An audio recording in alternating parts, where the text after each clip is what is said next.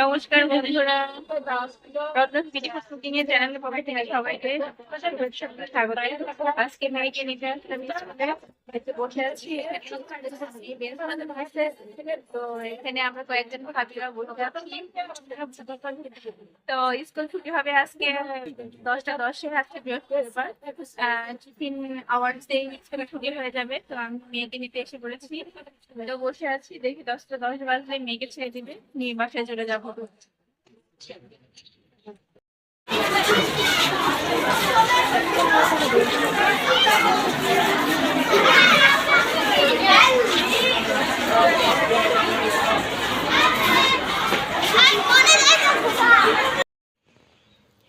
বন্ধুরা, আজকে মেয়ের স্কুলে হচ্ছে পিঠা উৎসব। তো পিঠা মেলা হবে 3টার পর থেকে শুরু হবে। এখন বাচ্চাদের ছুটি হয়ে গেছে, বাচ্চারা তাই একটু ঘোরাঘুরি করছে, দেখছে কোথায় কেমন করে স্টল দেওয়া হয়েছে। তো বিকেলে যদি সম্ভব হয় তাহলে হয়তো বা মেয়েকে নিয়ে পিঠা উৎসবে আসতে পারি।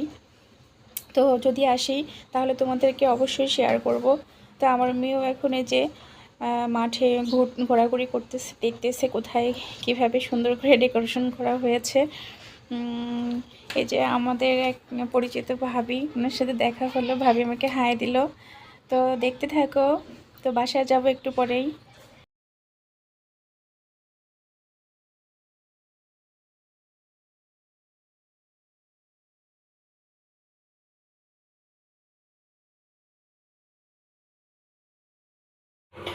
বন্ধুরা, আজকে রান্না করব ডিম।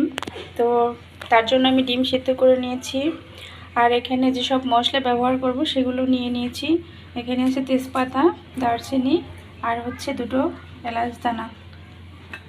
আর আছে এখানে ধনিয়া গুঁড়ি, এখানে আছে মরিচের গুঁড়া, এখানে আছে লবণ, আর এখানে আছে হলুদ গুঁড়া। আর এখানে আমি নিয়েছি পেঁয়াজ, রসুন, আদা এবং পাকা টমেটো পেস্ট করা, আর কাঁচা মরিচ আছে সঙ্গে। এখানে নিয়েছি জিরা বাটা, এখানে আছে 1 কাপ পরিমাণে দুধ।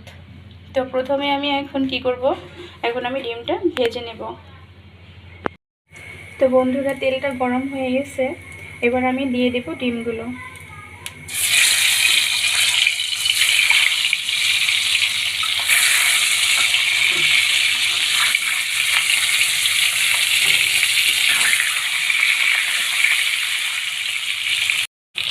তো বন্ধুরা, ডিমগুলো কিন্তু আমি হালকা করে ভেজে নিয়েছি, এবং ডিমগুলো তুলে নেব। বন্ধুরা, তেল গরম হয়ে গেছে, এবারে দিয়ে দিচ্ছি সামান্য পরিমাণে জিরে, আর দিয়ে দিচ্ছি গরম মশলা ফোড়ন।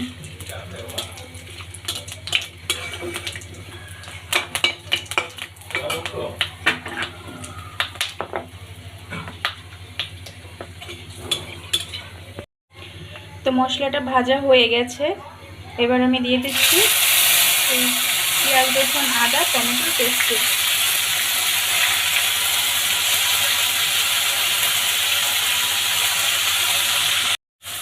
তো বন্ধুরা, আমি সবটুকু পেস্ট কিন্তু দেইনি, আমার যতটুকু প্রয়োজন ততটুকু দিয়েছি।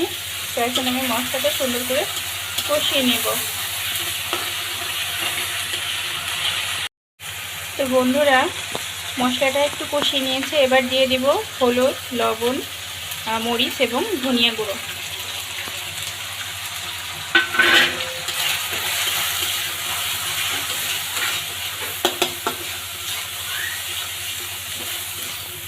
এবারে দিয়ে দিচ্ছি একটু জল দিয়ে এবার আর একটু ভালো করে কষিয়ে নেব, যাতে মশলাটা পুড়ে না যায়, তার জন্য একটু জল দিয়েছি। বন্ধুরা, এবারে দিয়ে দিচ্ছি সামান্য পরিমাণে জিরা বাটা।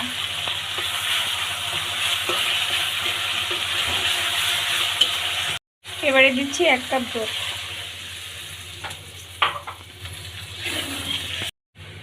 তো বন্ধুরা, আমি এখন কিছুক্ষণ মশলাটা ফুটিয়ে নিব। যখন মশলার গা থেকে তেল ছেড়ে যাবে তখন এর মধ্যে ডিম দিয়ে দেব। বন্ধুরা, সামান্য পরিমাণে চিনি দিয়ে দিলাম এখন। বন্ধুরা, মশলা থেকে তেল কিন্তু ছেড়ে আসছে, দেখো এই যে। এখন আমি দিয়ে দিচ্ছি ডিমগুলো।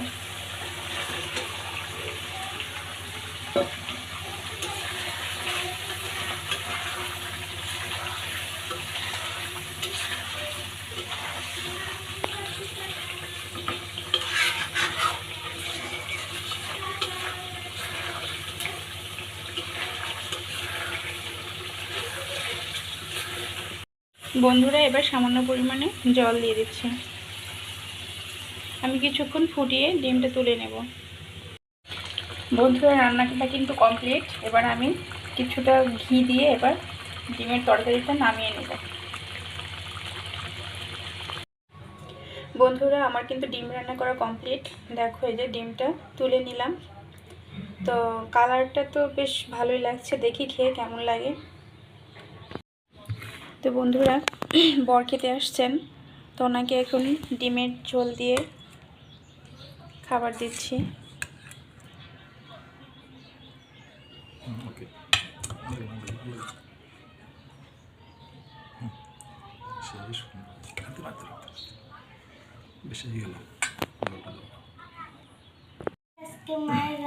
হ্যাঁ বাবা, তোমার মায়ের রান্না আজকে ডিম ভুনা অত্যন্ত খুব ভালো হয়েছে, ঠিক আছে?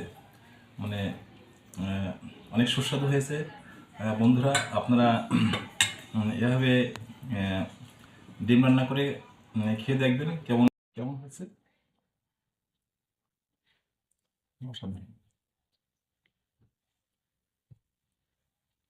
অসাধারণ হয়েছে ডিম ভুনা। ডিম ভুনা। মার রান্নাটা অনেক টেস্টি হয়েছে গাইস। আমার মার ভিডিও দেখবেন আর আপনারাও লাইক করে দিবেন, শেয়ার করে দিবেন। আপনারাও রান্না করে খাবেন। Bye bye.